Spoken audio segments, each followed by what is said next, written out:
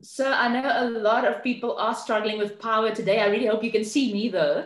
But if you do have any difficulties, please just let us know. I'm Lundi Khoisan. I'm a radio and TV presenter and lecturer, and I'm very, very excited to be here with you today. And over the next hour or so, we will hear from industry experts with the aim to really connect designers, retailers, and buyers to SA's mohair value chain and to share some insights in order to gain a better understanding of the industry. Now, just a few housekeeping rules before we get going. We will have a Q&A at the end of the session. So if you do have any questions, please type it in our chat box.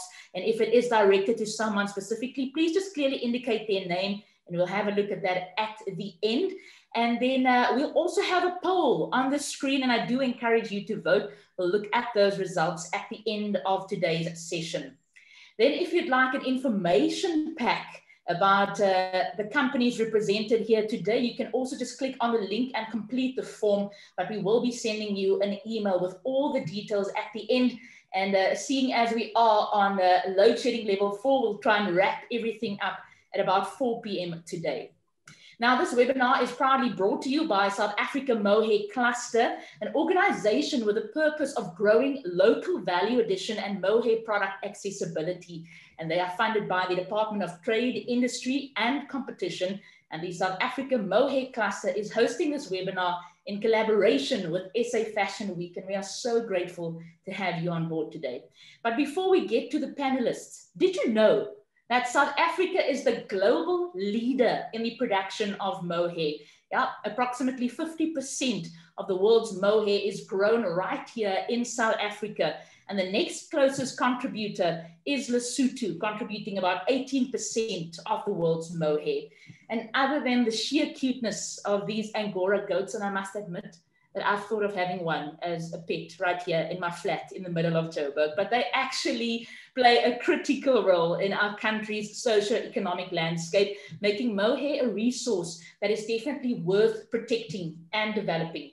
And over the course of the last 4 years, the South Africa Mohair Cluster has been conducting some research, and some of their findings rather, is that mohair products are not accessible enough to our local South African market. And while the fiber is most popular in Europe, it is less present in clothing and home decor collections than it should be. Now, the SA Mohair Cluster has identified that by making mohair products more accessible to markets, it is more likely that we will grow an appreciation for this ancient and noble fiber and the benefits that it delivers.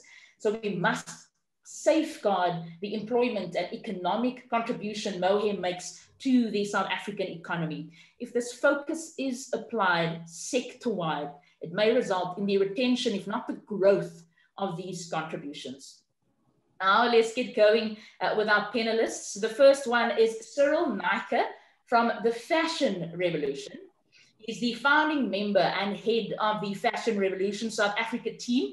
Cyril is a sought-after fashion consultant, mentor, and influencer in the SA fashion space. A fashion designer by qualification, he has spent the last 20 years working in almost every aspect of the fashion industry, becoming a trailblazer in leading the South African sustainable fashion movement. Now, Cyril will be giving us his expert opinion on the responsibility of the mohair value chain. Thank you, Cyril. Lundi, thank you so much for that introduction. Hi, everybody, and thank you to the SA Mohair Cluster and partners for having me part of this panel today. So Fashion Revolution works towards a fashion industry that conserves and restores the environment and values people over growth and profit. Founded in the wake of the Rana Plaza disaster in Bangladesh, Fashion Revolution has become the world's largest fashion activism movement, mobilizing citizens, industry, and policymakers through their research, education, and advocacy work. Luckily, I'm here to talk about mohair. Did you know that approximately 90% of the world's mohair is imported and processed in South Africa? It's pretty phenomenal. My topic today is being a responsible value chain participant. Supply chains in the garment and textile industry are long, complex, fragmented, continuously evolving, and notoriously opaque. Supply chains are more like webs than linear chains with layers of agents, contractors, and subcontractors. This is a problem because fragmented and opaque supply chains can allow for exploitative and unsafe working conditions to thrive while obscuring who has the responsibility and power to redress them. Therefore, Fashion Revolution, among many other organizations, has been calling for greater transparency and accountability beyond the Rana Plaza building collapse in Bangladesh in 2013, killing more than 1,000 garment workers. There's a notable lack of transparency beyond the first tier of manufacturing, where millions of people around the world are working to produce and process the fiber and fabrics we wear. This is a classic example of when transparency doesn't exist. So brands and retailers that sell clothing and shoes regarded their supply network as information that must be kept secret to maintain competitive advantage in the market.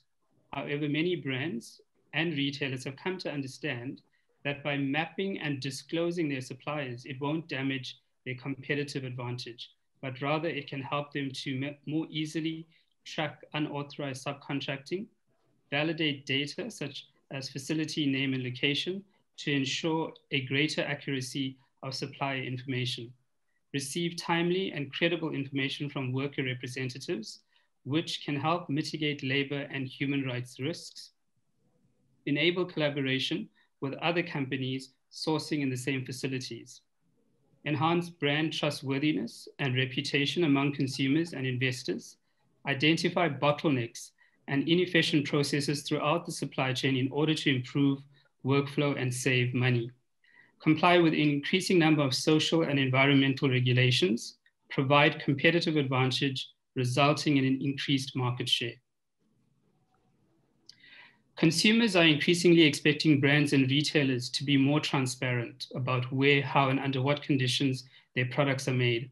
In 2018, Fashion Revolution surveyed 5,000 European consumers aged 16 to 75 and found that 80% believe fashion brands should publish which factories are used to manufacture their products.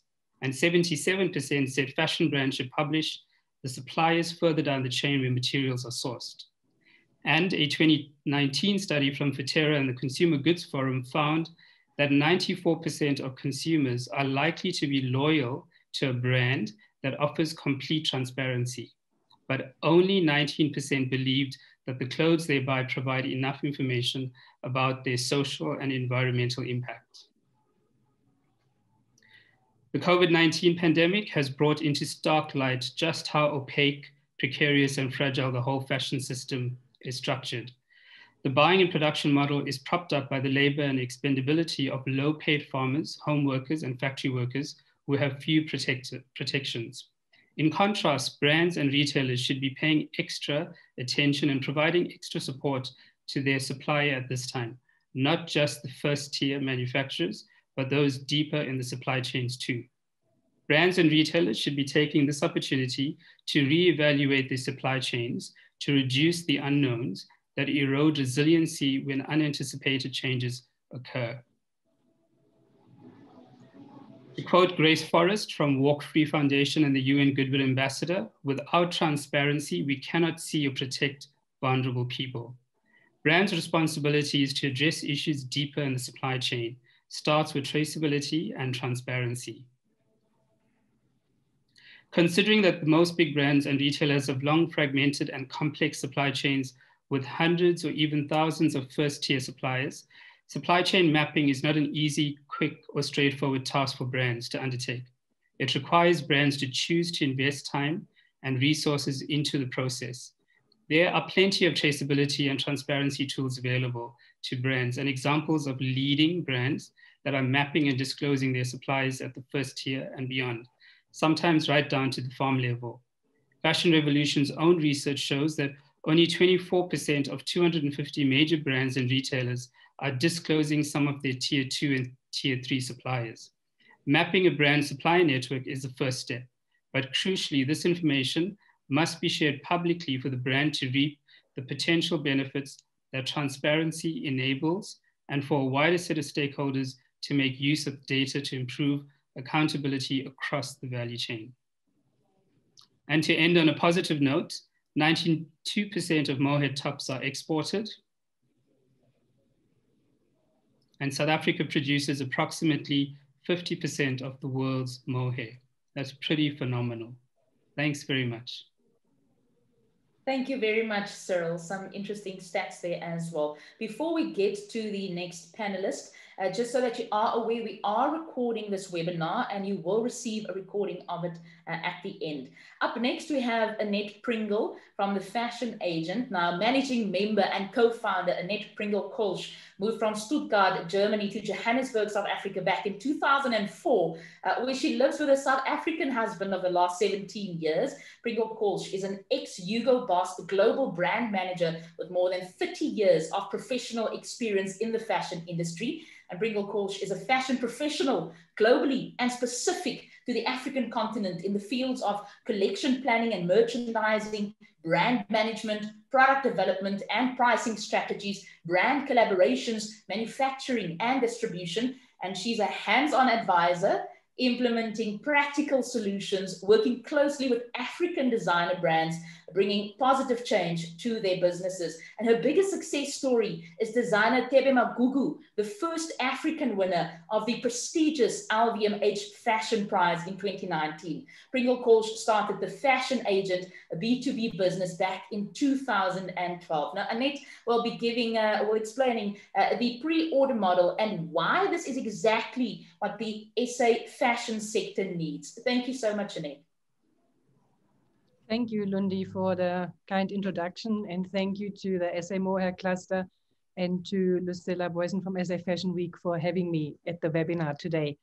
So as Lundi said, I'm going to talk you through the pre-order model and with specifically a consumer aspect. So as you all heard, Cyril was talking very much about what manufacturers and retailers should do. And I'm going to wave the flag what we as consumers could possibly do to get to a more responsible behavior when it comes to fashion. So just a little bit of background. During the COVID pandemic, the Ethical Fashion Initiative had like a program called Ethical Fashion Hackathon, where one could subscribe. And I did that in May 2020, and it was quite amazing. Yeah, like lots of ideas were generated by participants, so 300 ideas. And then like we refined 30 ideas globally. And it's with great honor to say that the Fashion Agent has been selected as one of 3 ideas where we have received now more mentorship and more information on how to be more responsible in the whole fashion industry. And that was at the same time when I worked with SA Fashion Week and the SA Mohair cluster on getting 1838 Collective going, which is like the umbrella brand of the SA Mohair cluster, to create awareness and to market products which are manufactured with mohair from South Africa. Just a bit of table of contents. So I'm gonna like very briefly talk you through all those aspects. Starting with the designers. So Fashion Agent, as Lundi mentioned, is like a B2B business from the start in 2012.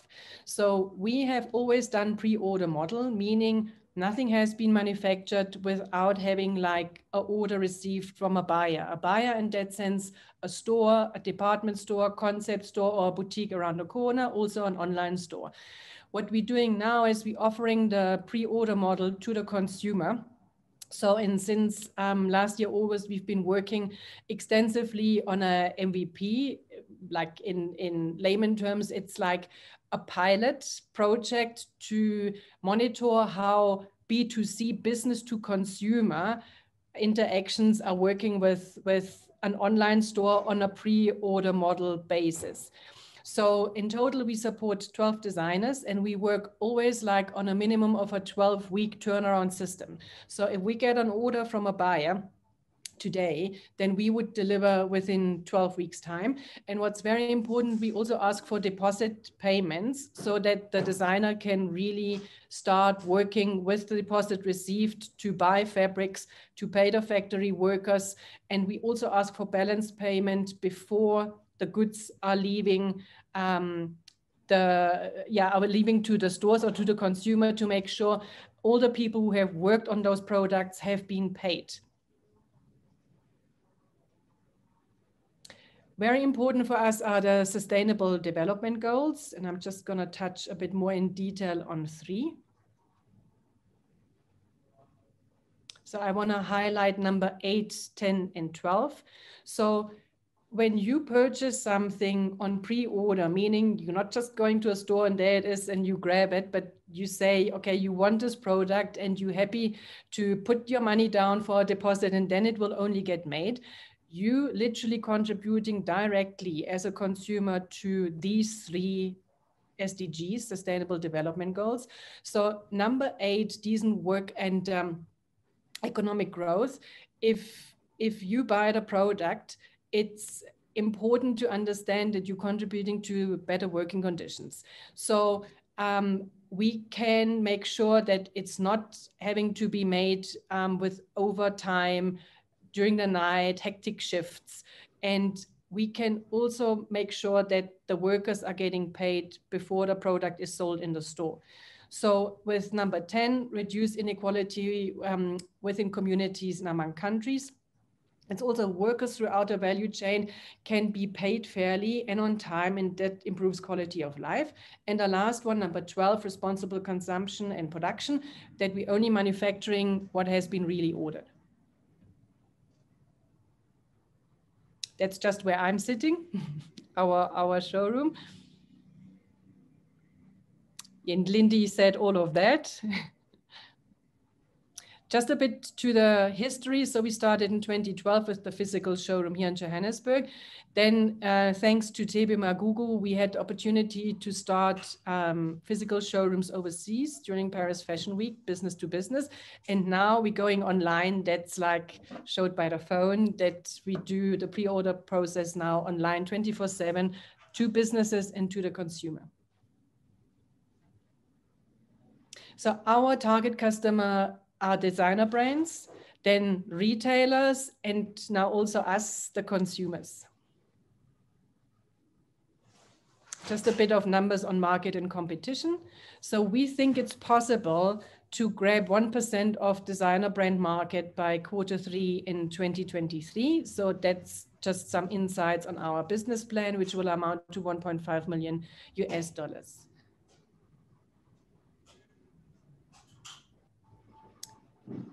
Yeah, that's also what Cyril has touched on numbers on the fashion industry.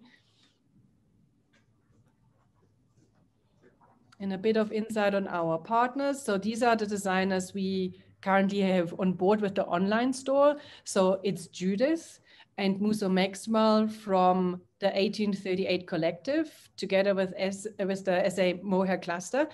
And then Rich Nisi, we also work with a brand based in Lagos, Nigeria, Lagos Space Program. Good from Cape Town is on board, and Jamini from Kenya.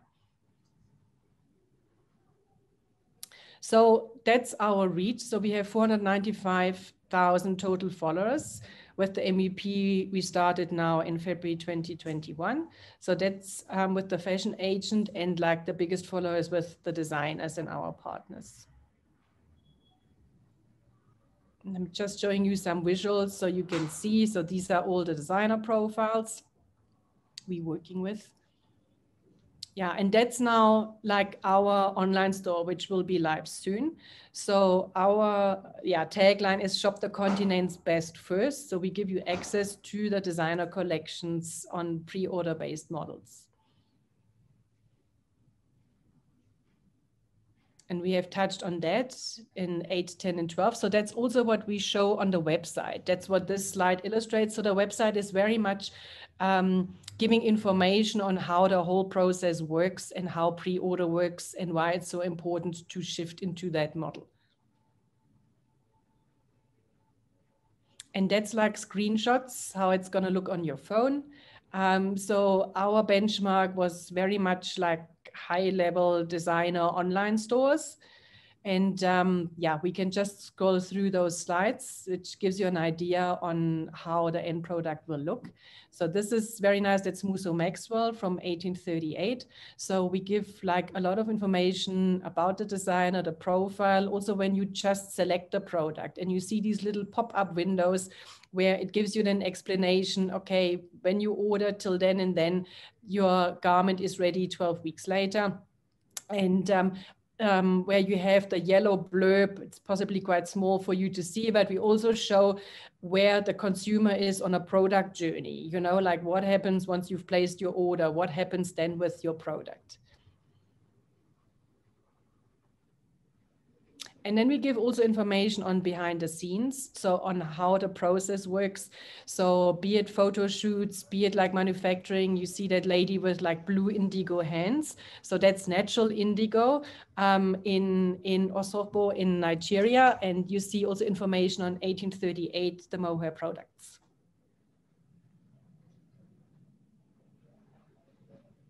In a bit of business planning, so we very transparent.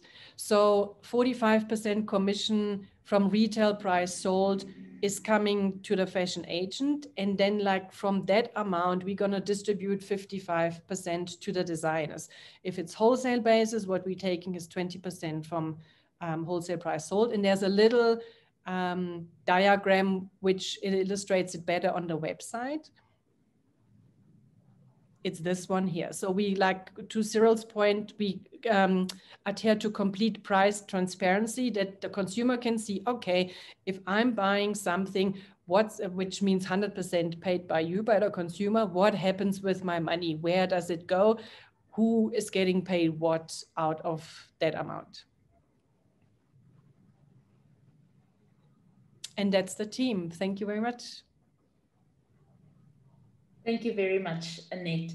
Now, I see some very important questions coming through in the Q&A. Thank you for all those questions. These have been noted, but some of your questions will naturally be answered by some other panelists. So please just listen out for that. If those aren't answered and we have some time at the end, our panelists will definitely respond right at the end. But let's go on to Roxanne Maddocks from SAMIL Fibres. She's a sales consultant at African Expressions, a SAMIL Natural Fibres brand, and SAMIL is involved in all aspects of the mohair industry, providing sustainable, affordable, and superior quality products to the world. Now, backed by her extensive experience in the textiles industry, Roxanne will be giving us an overview of machine and hand knitting yarns, features and benefits, as well as how to access these products. Thank you, Roxanne. Hi, Lindy. Thank you so much for that brilliant introduction. And welcome, everyone. Thanks for joining us. And I'm sure you're going to be taking away a lot of information that is vital for the sustainable industry that we are a part of. And as Lindy said, SAMIL is a firm within the industry that covers quite a vast aspect. We manage the farming, the processing, and spinning and dyeing of mohair in quite a number of forms. So let's get into it. Firstly, SAMIL was started about 30 years ago, and in South Africa, we're based in Port Elizabeth. And this was a drive by our chairman, who recently passed away, Mr. Filippa-K. He fell in love with the Angora goat on a visit to South Africa, and it just sparked the idea of bringing mohair to the rest of the world through a small, well, back then it was small, now it's a lot bigger, company that came out. And then, oh, oopsie. Through a need for a larger mohair production in South Africa, SAMIL invested in SAMIL Farming, which started in 2011. And through the SAMIL Farming division, we've got 4 projects that we are hoping and are showing signs that it is working to produce a higher mohair production in South Africa. We team up with a number of farmers who look after flocks for us. So we purchase the goats and we get them to look after them, and we keep track of them, and we see how they are developing and producing the beautiful fibers that we have come to thrive on, thankfully, and we can't get enough of. Then we have woodlands, Angora stud, which is a SAMIL stud. We raise the beautiful rams and then use to be sending out better genes into the gene pool, so we get better mohair. And then we also have an emerging farmer project where we assist emerging farmers to better skill them so that they can assist our industry in getting our production levels up. And then we've got the last one, which is the Angora Research Project. This is more on the genetic side. So we've got some scientists involved in helping us find better ways and improve the genetics of the Angora goats. And this will also assist us in the production. So everything here in the summer farming side is on the production. I'm not sure if most of you know, but South Africa is in the midst of one of the worst droughts in history, as far as I'm aware, from the research I've done. And at the moment, our farmers are struggling, and they are putting every bit that they have, time, money, literally going broke type of thing, to make sure that their goats survive this drought. And with this, flocks are shrinking a little bit, of course, and the amount of fiber that is available on the market is a lot less than it was a few years back. And with that, we are all fighting for the fiber. And here comes our trading division. Our trading division is the backbone of our business. And we have got our processing plant in Williamstown. So our team in the trading division go on, attend auctions where they purchase the greasy mohair. We outbid and we interact with all the other mohair traders in the industry. And this is just the starting point of the actual processing of the fiber.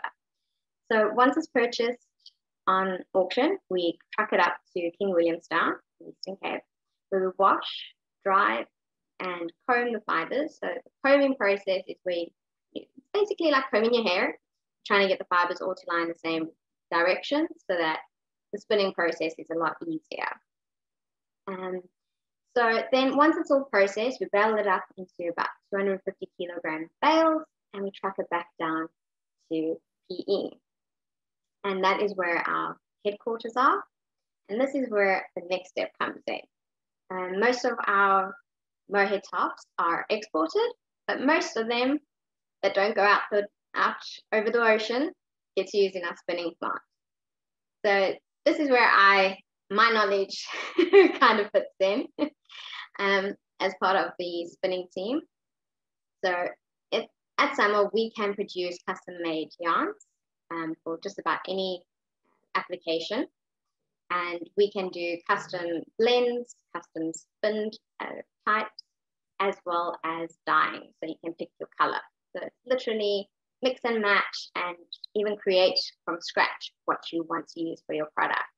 And literally your imagination is the limit here. With designers, we do tend to help you along the way.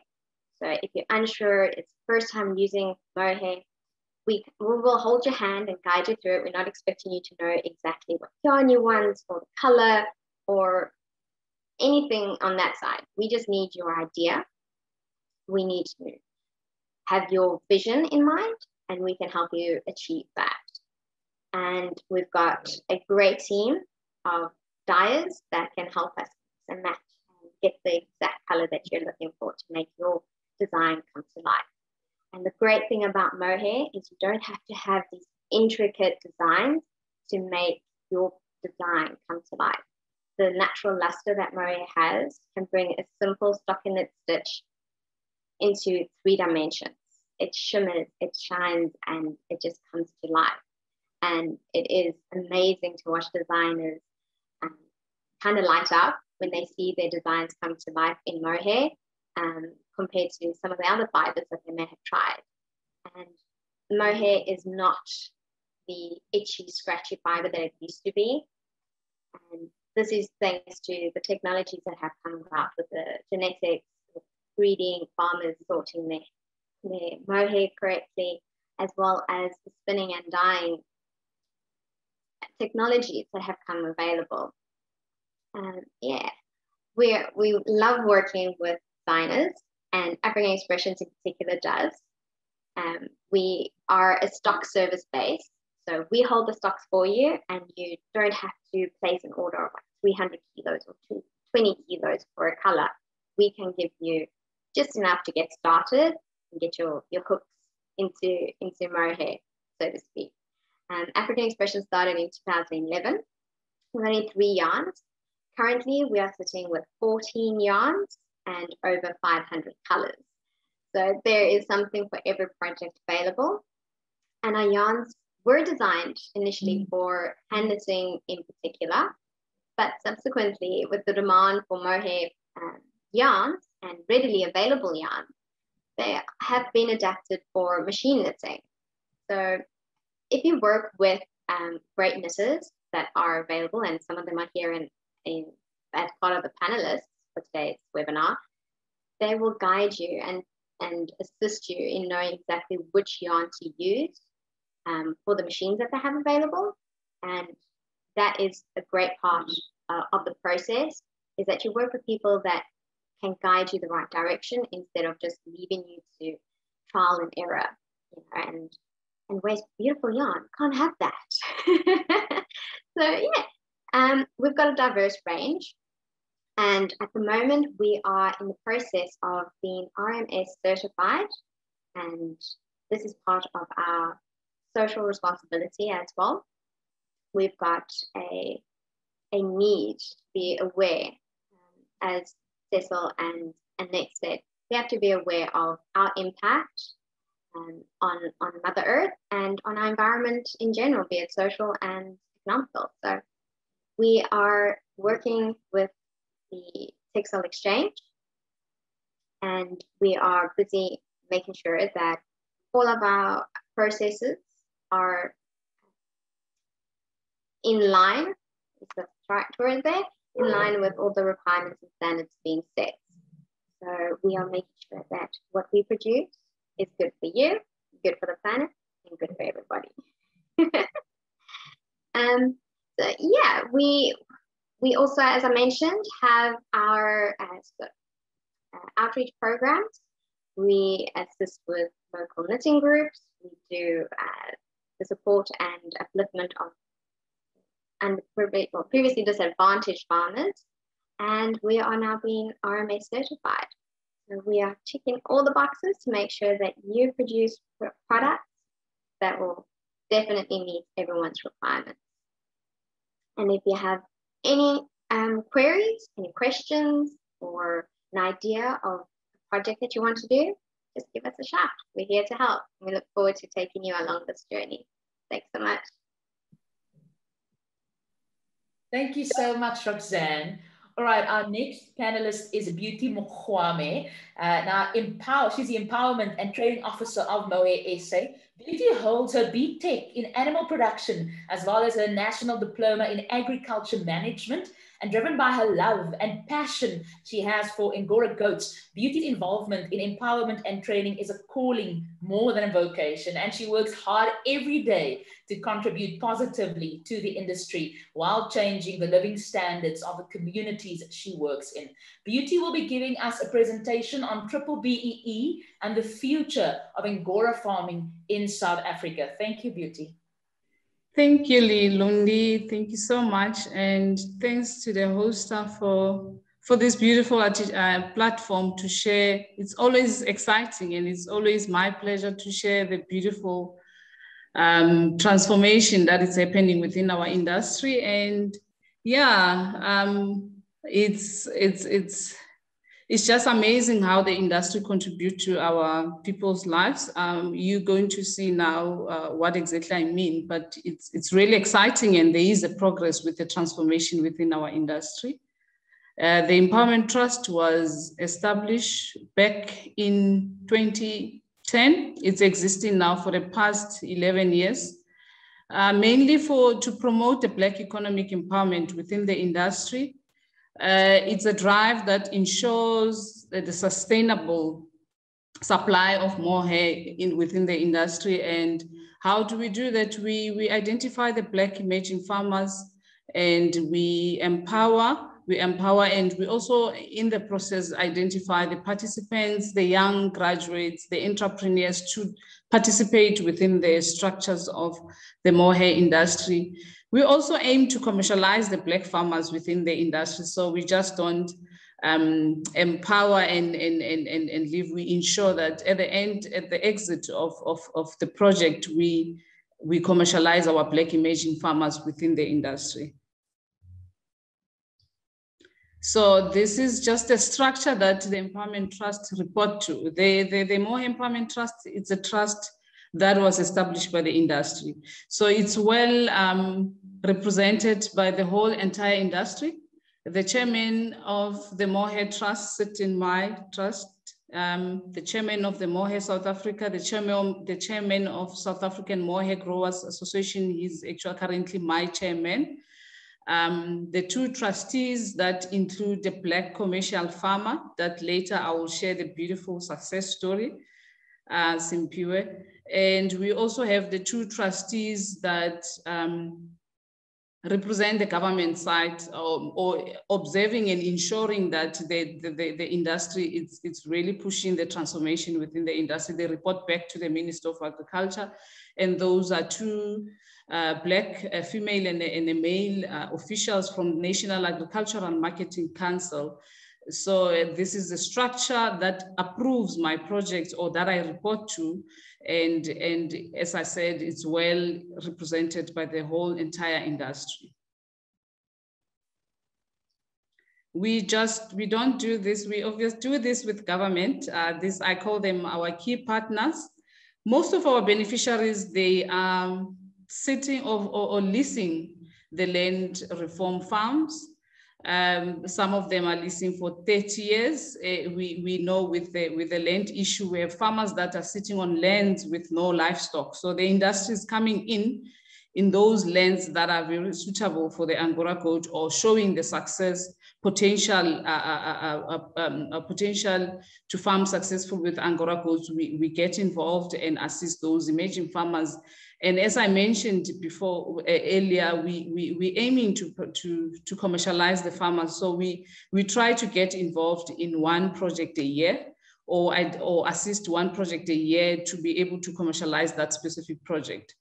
And we also, within those farms, we work closely with rural development and agrarian reform in maintaining the infrastructure, because as I mentioned, they are leasing those farms.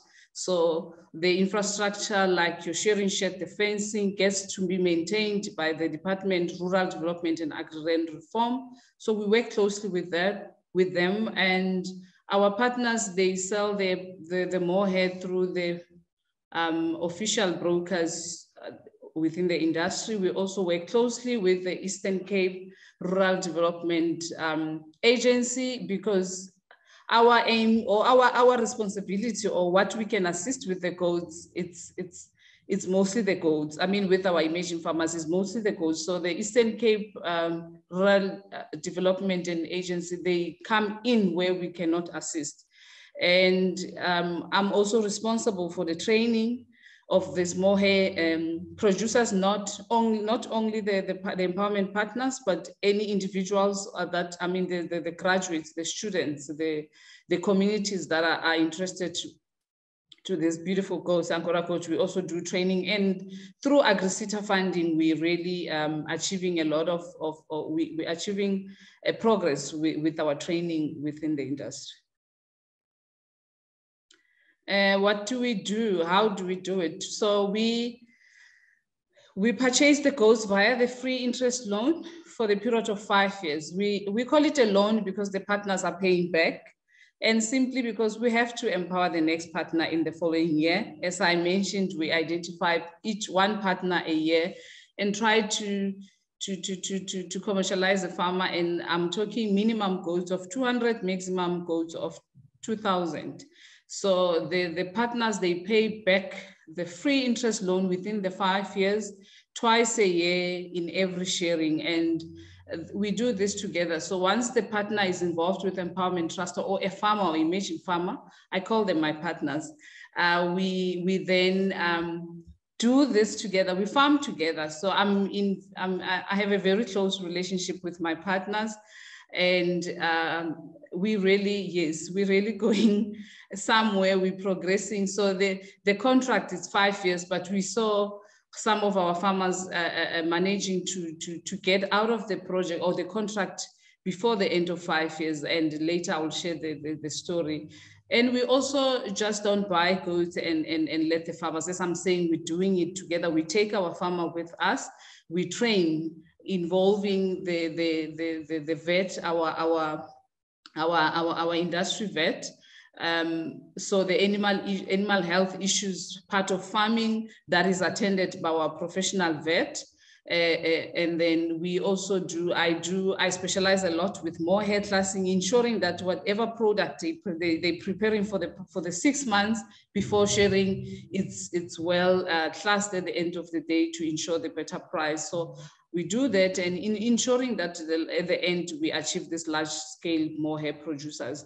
We also support and assist not only the partners and any individuals that are interested in our industry. We respond to a lot of inquiries every day. It's a beautiful goat that everyone wants to have it. So if one wants to know something about the goat, we also assist and advise through the Empowerment Trust. I mean, the story is being shared everywhere. So now and then we get inquiries, we get interest, individuals that wants to farm with the goat. So we also do give a lot of support and the guidance and all that. And yeah, the Empowerment Trust, it's ensuring the BEE, the Black economic empowerment within the industry. And I've been involved for the past 2.5 years, but it's exciting, and there is a proof. You can see it. It's happening. There is a transformation within our industry, and we're really excited about that.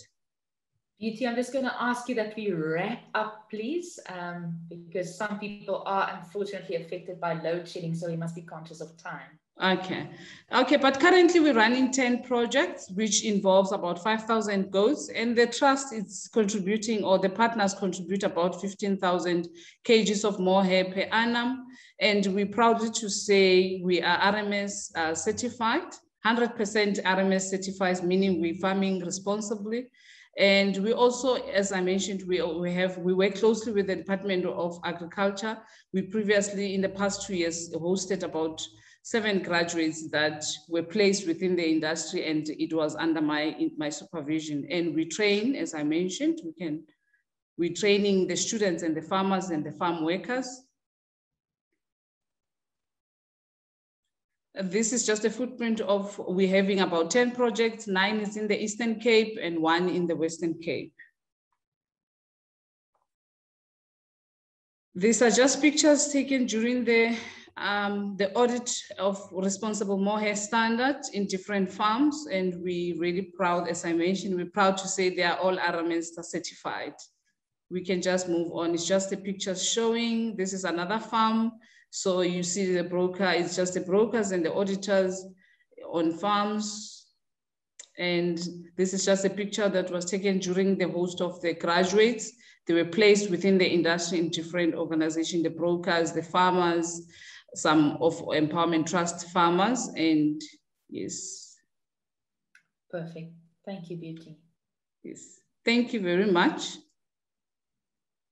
Thank you. All right. At this moment, I just want to remind you that we still have the poll running. So please go and vote. We'll look at those results at the end. Up next, we've got Ruth Pringle from Stucken Yarns. Now, the Stucken Group is one of the few family-owned multi-natural fiber businesses in the world with a strong presence in rare and specialty fibers. Now, Stucken Yarns offers a stock service of undyed yarns directly from the spinning mill with a strong emphasis on sustainability through transparency and traceability. And Ruth will be outlining the features and benefits of machine and hand knitting yarns available through Stucken Yarns. Thank you, Ruth.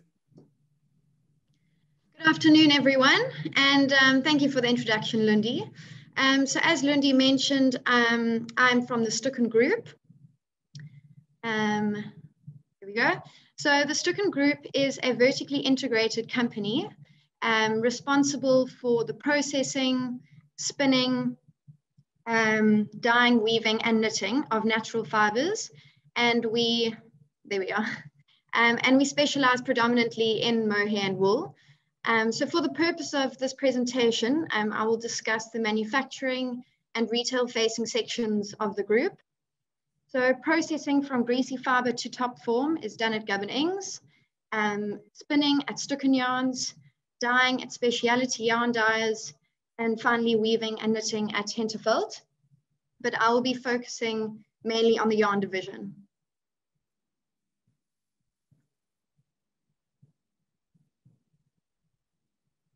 Okay, so because many of you haven't visited the mill before, I thought I'd just quickly scan through a video and give you a tour of the mill. It is quite a long video, it's 7.5 minutes, so it might feel like I'm rushing through it, but please come back so you can learn more and go through it step by step.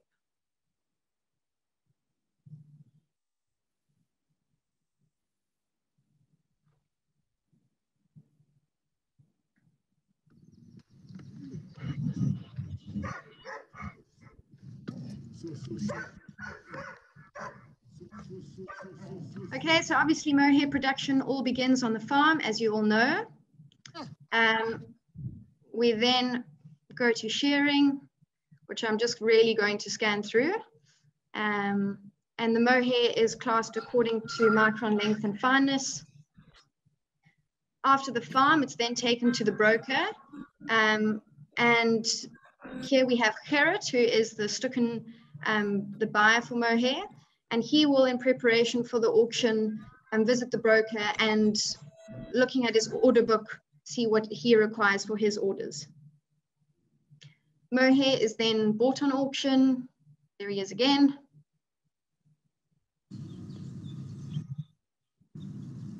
And is then taken to the Stucken mill, which is just outside Uitenhage.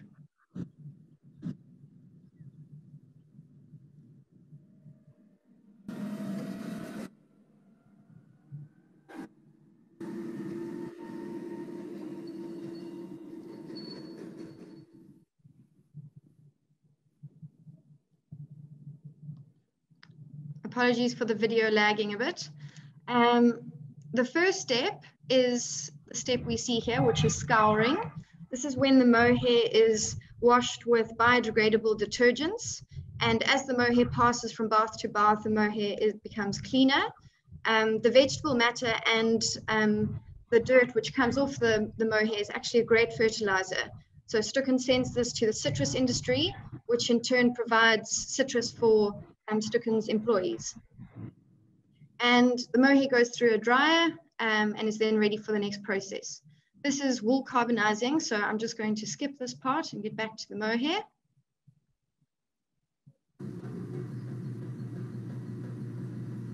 Okay, so now we are at carding, which is the next process.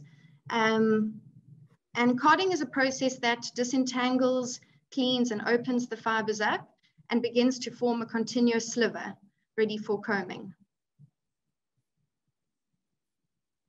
I know we pressed for time, so I'm just going to go through. So this is at the end of carding. We see we've got a continuous sliver now ready for combing. We're very proud of our state-of-the-art combing.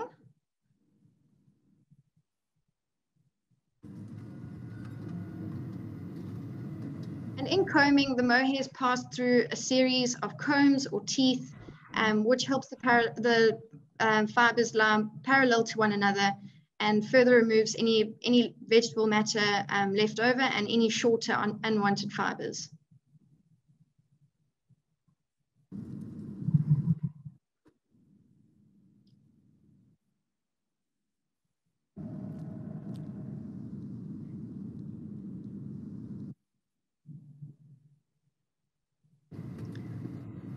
And once the fibers pass through a series of these combs, it's then put into these bundles of fiber, which we call bumps.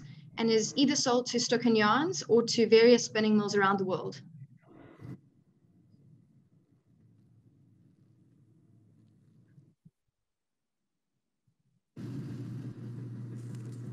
Okay, so we are now at Stucken Yarns, which is obviously right next door. Here we see these are spun yarns which are being assembled and put onto one package, or what we call a cone. At the same time, it is going through a sensor to check for any faults. Here we have a savio. So these are where our yarns are twisted. So yarns are twisted into 2 or 3 or 4 plies, depending on the yarn type. This is just an example of a yarn that we make at Stucken Yarns. This is 100% mohair. And you can see the brilliant colors that one can achieve with mohair, as you all know. And yeah, I'm just going to scan through all of this. As I say, go through this at your own time, but finally the yarns are packaged and they are ready to be shipped around the world.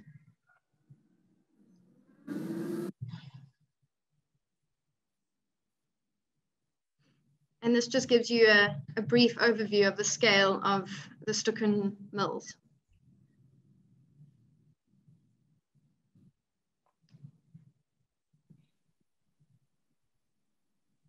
Thank you, Ruth. Is that from you? Oh, no. I'm going to help him moving me around.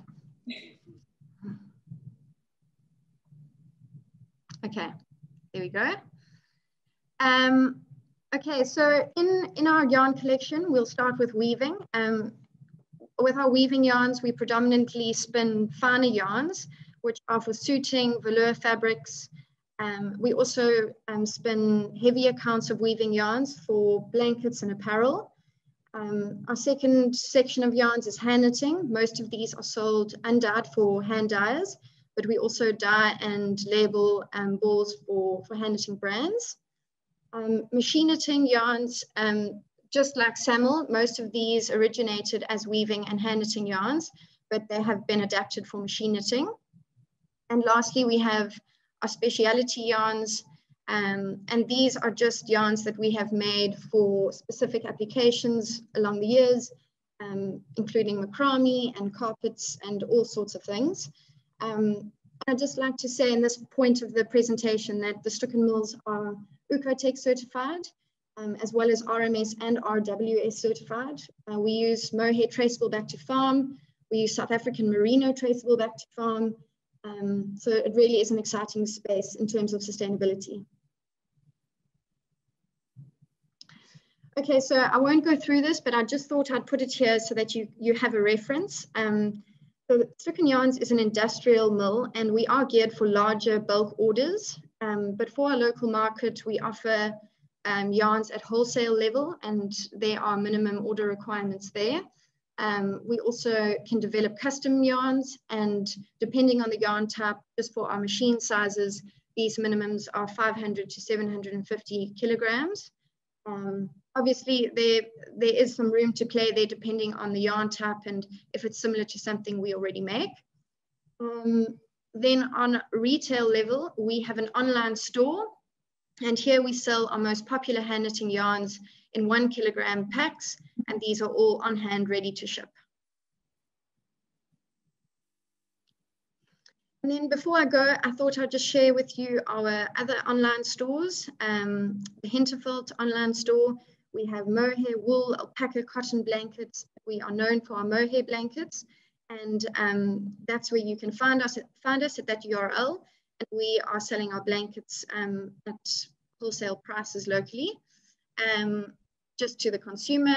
And then we have our Baby Mo by Hinterveld online store, where our Baby Mo products are also available at wholesale prices.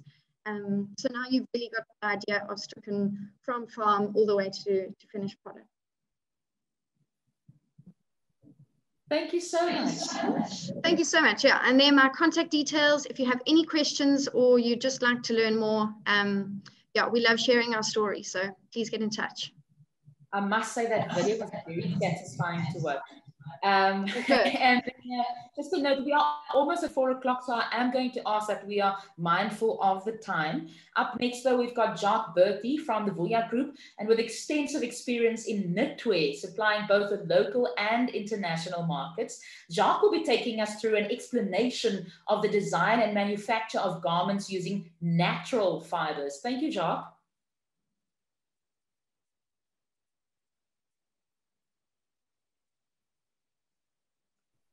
Hi, everybody. Thanks for having me.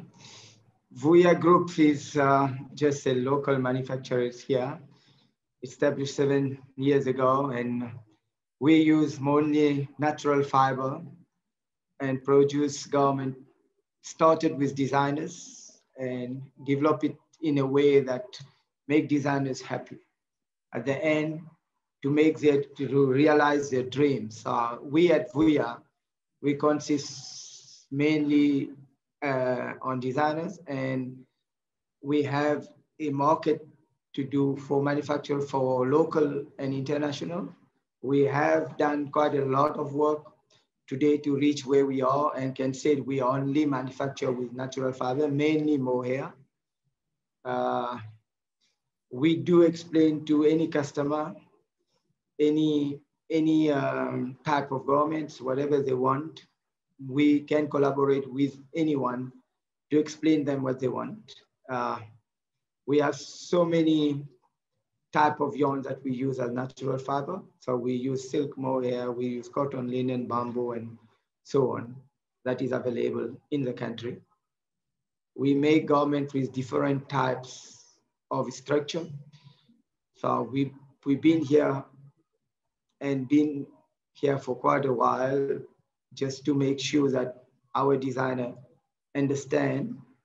We explain them from A to Z, what they want at the end, and guide them through the whole process, what we do. We at Vuya, we're not only just making a garment, but we give you a product with all the explanation what you want. So we have a good process here, and our main focus is on the quality and to realize the dream of any designer. We have very little time, but our main focus today is on quality and type of knitwear what designer want. So we're looking to do different type and to be one of the unique in SA to produce fully fashion garment. We have a 3D system where design is concerned. We facilitate all designers' work.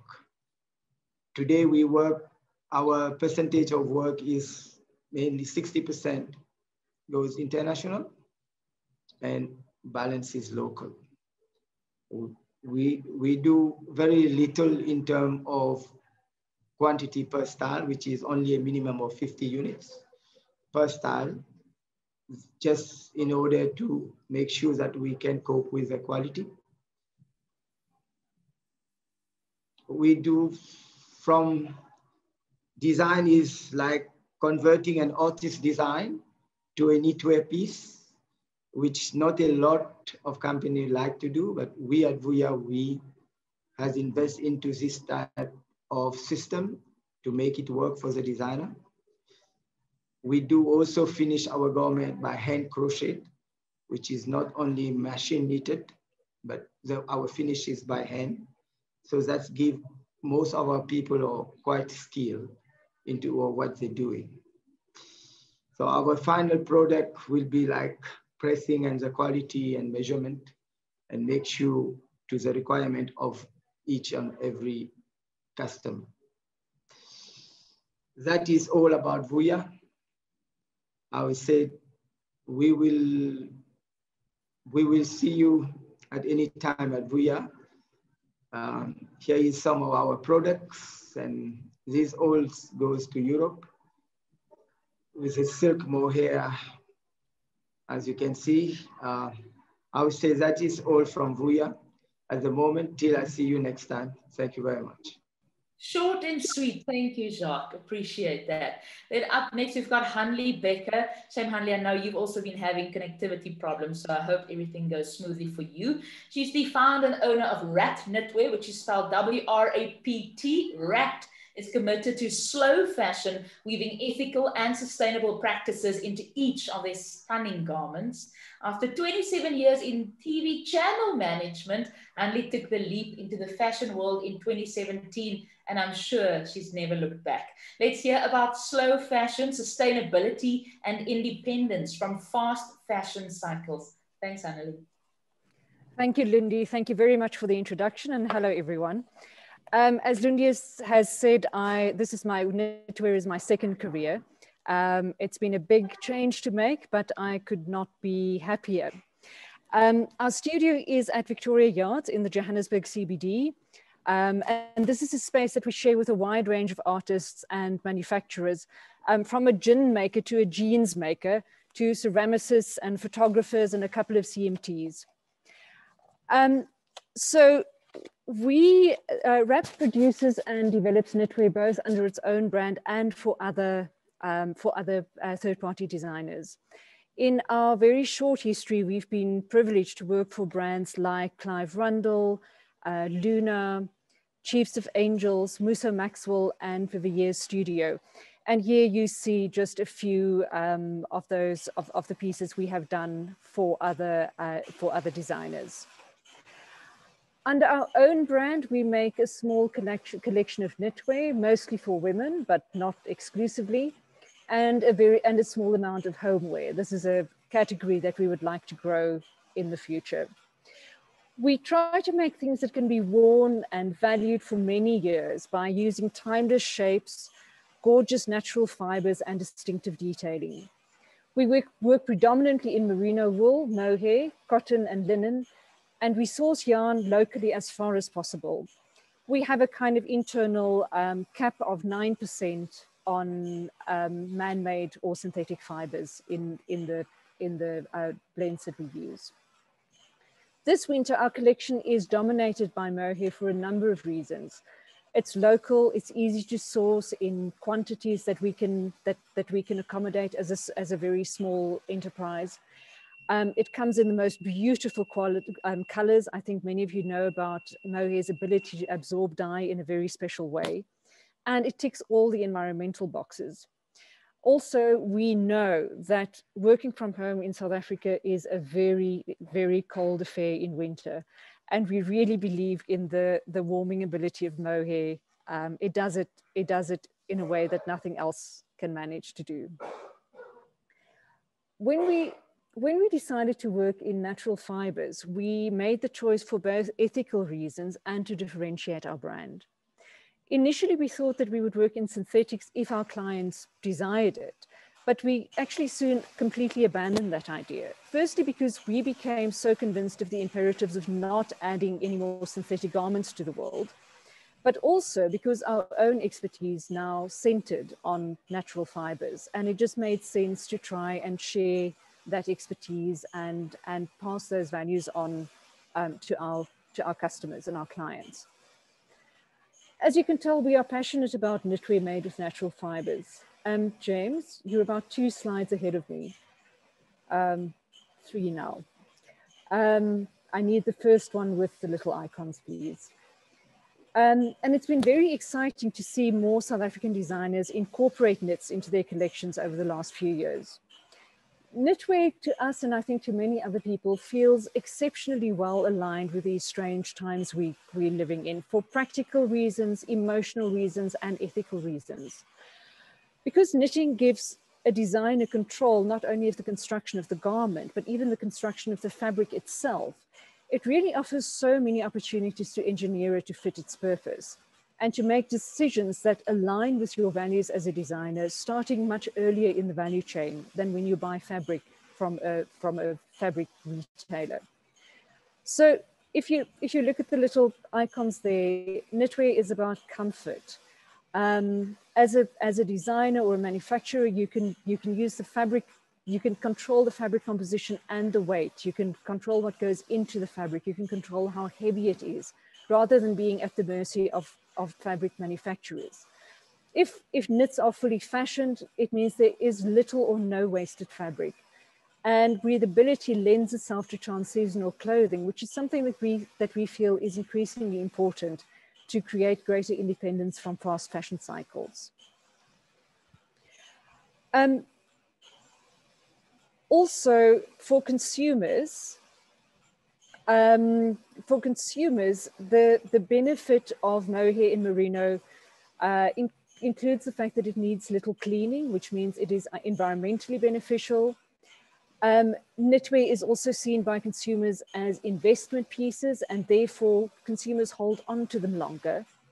And knits lend themselves to mending, including interesting and statement-making visible mending, which again means that knitwear can be around and be in consumers' wardrobes for longer and be valued and even passed on.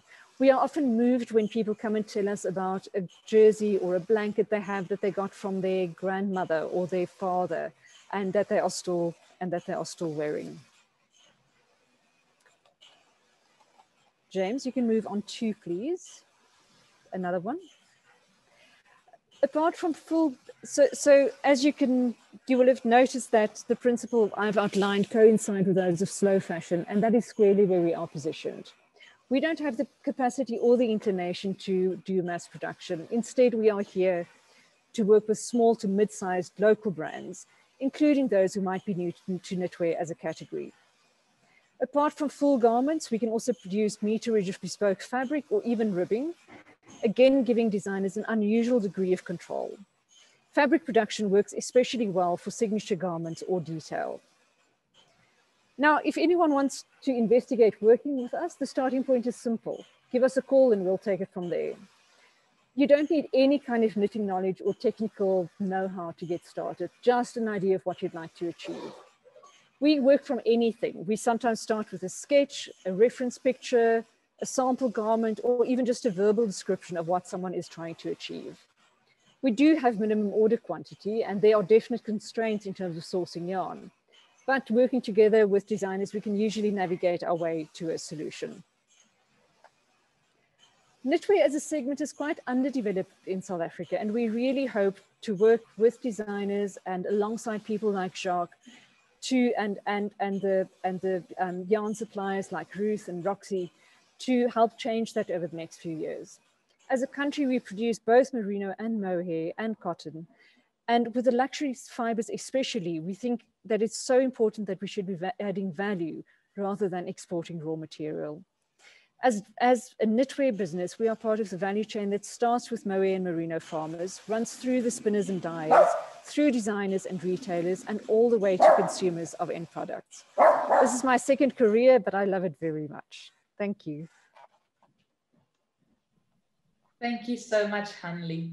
And then we are extremely privileged to be closing off our panel today with Doreen Chiang, Head Production Manager at Filippa-K, creating collections of clothing and accessories in the categories of women, soft sport, and man. This global brand is on a mission of mindful consumption, and they are present in 20 markets globally through 24 brand stores and over 400 premium retailers and department stores, and their own e-commerce site. Doreen has been at Filippa-K for over 12 years and boasts considerable industry experience and professional training in textiles. Now she's going to take us through the journey that Filippa-K has made into sourcing mohair from South Africa. Thank you so much, Doreen. Well, thank you for having me. Being the last one out, I'll try and make it very speedy here. We have a few minutes. I'll try and make it quick, all right? So back to a little quick background on the company. Thank you.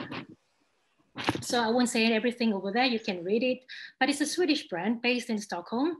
And as Lundi said, we have both e-com, own shops, and retailers and wholesalers at the same time. So the next, I would like to share our journey with Mohair, how we work with them. We've been working with Mohair for 20 years, and actually I've been with the company for 23 years actually. And Mohair is one of our favorite fibers. And since the PETA coverage, we know that this is not the normal practice, but at the same time, it's a very important wake-up call for everyone.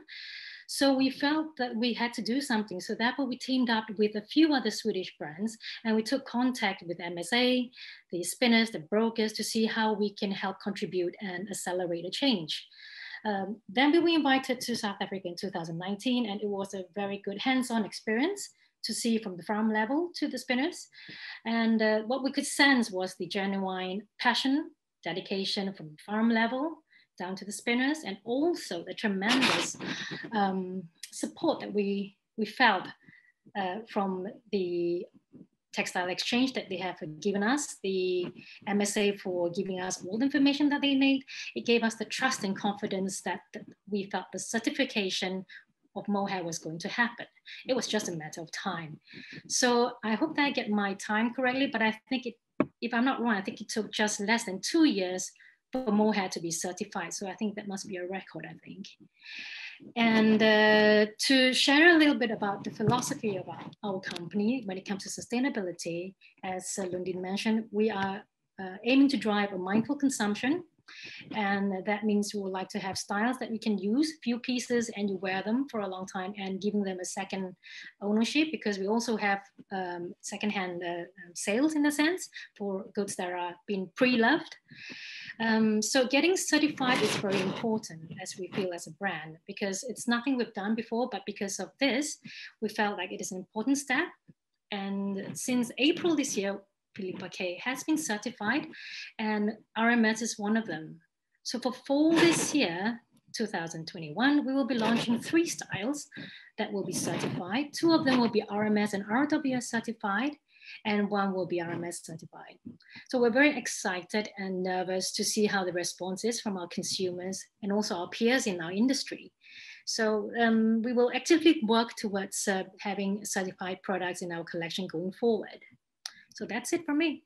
Thank you. Thank you, Doreen. Also short and sweet. Thank you very much to every single panelist. Some great insights coming through there. So if you do have a question right now, you can just unmute yourself, ask your question, and then if you would like to answer, just do the same, unmute yourself and then mute again once you are done. Any questions?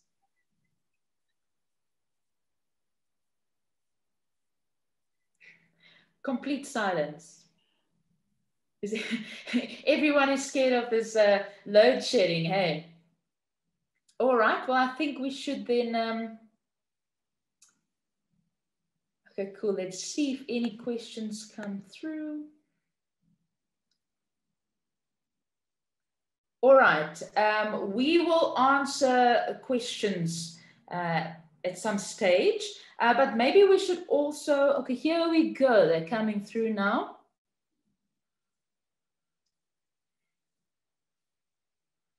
All right, is mohair considered as a sustainable fiber? Doreen, would you like to answer that one? Oh, the last one in and with the most difficult question, I think. I don't have a good answer. I can only reply from what I can experience and feel. There is, I think, anything that we do and everything that we'll do will have an impact no matter what. So for us to be able to do it as most sustainable as possible, one of the ways to make sure that we choose source quality that is sustainable, and having certification is one of the way we see that is choosing fibers that we think are sustainable, how we want to work with our sustainability. So I hope that answers part of the question. Okay, fantastic. All right, I think we should get to the poll answers now. In our first poll, 80% answered Turkey. So that question was, which country did mohair originally come from?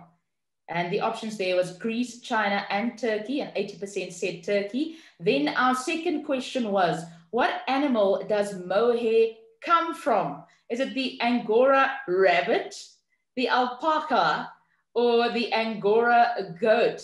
And 88% luckily said the Angora goat.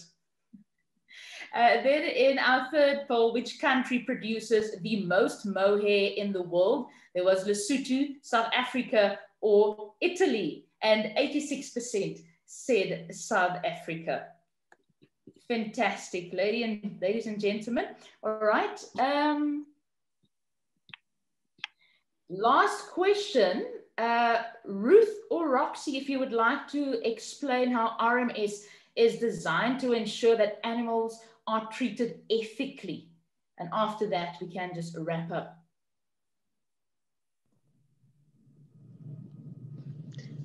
Okay, well, I'll just say that I think it might be best that they go online and they read about the RMS certification, because it's obviously different on farm level compared to the mill and to a brand.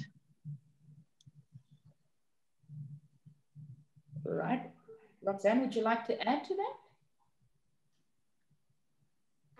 Yeah, I agree with Ruth. It is quite a complex certification. So it does apply differently for the different stages in the supply chain.